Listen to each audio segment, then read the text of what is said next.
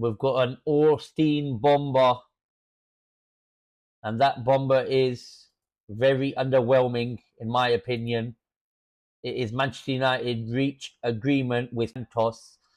Deal for 22 years old Chelsea midfielder worth 48 million plus 2 million in add-ons, easily achievable add-ons, and they've got a 10% sell-on clause, permission given to undergo medical, personal terms in place.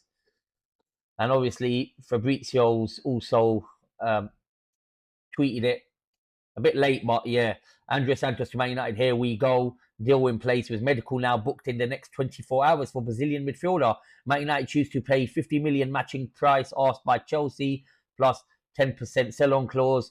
Contract until June 2031 to be signed tomorrow.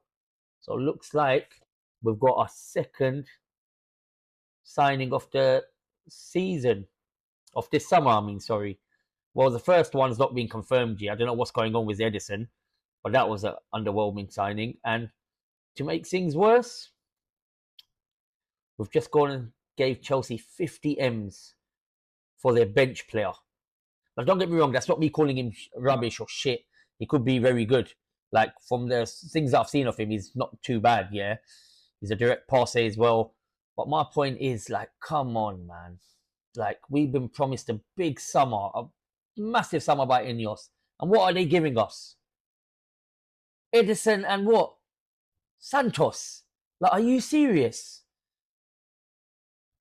I ain't been on to discuss what happened with Matthias Fernandes, but that was a disgrace. It was an absolute disgrace. Yeah, I get it. Tottenham overpaid, and they paid an upfront fee that is 85 million. But come on, we got bullied.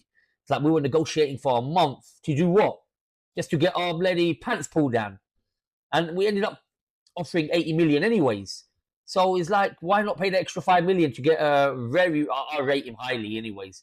But obviously now he's at Tottenham, he's Tottenham's player, well done to Tottenham, they've got him. But still, it's like we missed out on Elliot Anderson. That was the priority, yeah? Then we were in for Tonali, but he was too expensive. Then we were in for who else? Fernandes, he's gone to Tottenham now. And now we're scrambling around. We're linked with Chouameni, Alex Scott, all of these players. But let's be honest, we ain't getting any of them. If we're not going to pay 85 million for Fernandes, like we're going to pay any money for them, we're just scrounging around for market opportunities, as they say.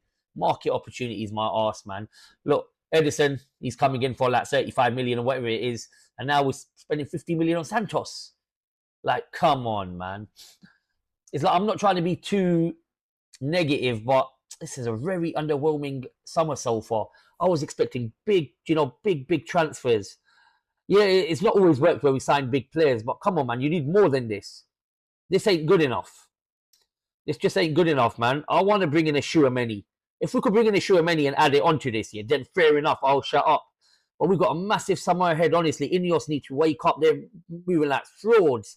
And I don't like this business. Oh, let's wait. We want the players to join us that wants to play for Man United, this and that. But you have to go sell them the project. Go sell them the project. Look at Tottenham, man. Signed Fernandes and Tonali. What a midfield that is. I would love to have that midfield. We needed that midfield, but it is what it is. There's nothing we can do about it. We know how Ineos is.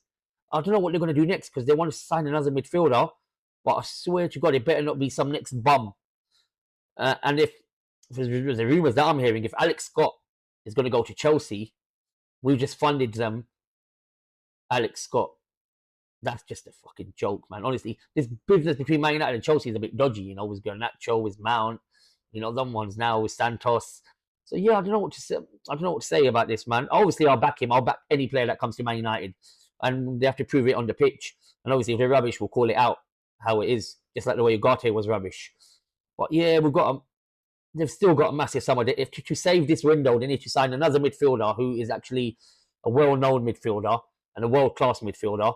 They need to deal with this Rashford situation because I don't want Rashford coming back.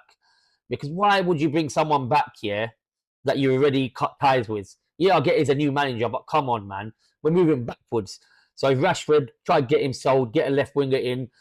And surprisingly, we're not linked with no left backs. Looks like we're going to go with Luke Shaw and Dorgu as our left back options, which is embarrassing, man. Lewis Hall's there. I know Newcastle won't want to sell him because obviously they're losing quite a bit of players. And also, just so I can touch upon this year, that exclusive that Austin dropped, then he dropped another exclusive saying that Bruno Guimaraes wants to leave Newcastle when he wants to join Arsenal. That's just a kick in the teeth, man.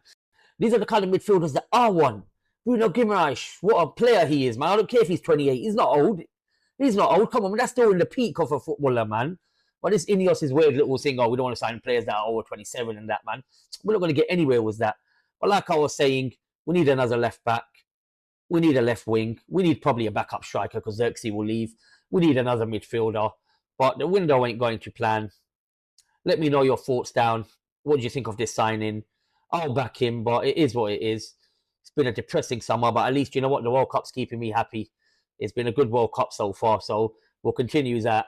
And I'll be back for any more news that comes out. Like, subscribe, and I'm out.